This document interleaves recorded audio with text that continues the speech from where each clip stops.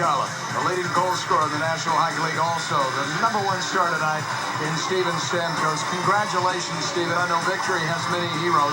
What do you point to in this win that was the biggest factor? I think it was another solid game. I think we built off the game in Winnipeg. We didn't get the result we wanted, but we worked extremely hard. Again, tonight, we didn't give them any good looks, and when they did, Matty made some big saves. And I thought we controlled the puck. We made plays, and we executed, and it was a great, solid game. You and Steven Stamkos were teamed together again. You both clicked, a goal and an assist, helping each other out. What is the chemistry between the two of you?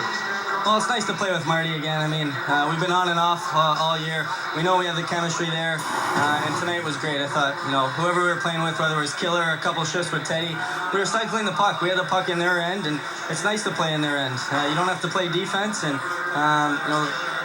I thought we did a great job tonight, and it's always nice to get back in the win column. Now you have a new head coach. What are you most looking forward to when practice begins tomorrow with 15 games remaining in the regular season? Well, we're just going to try to build off this. We've heard nothing but great things about the guys who played down and in Syracuse with him. Obviously, his record speaks for himself, and he gets the respect of the players, and that goes a long way. So we're excited about the fresh start, and hopefully we can build off this tonight. Congratulations on this. Thanks. Thank you.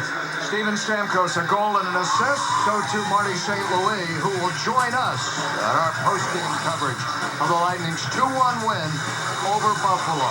Much more ahead tonight as the NHL plays on Sun Sports.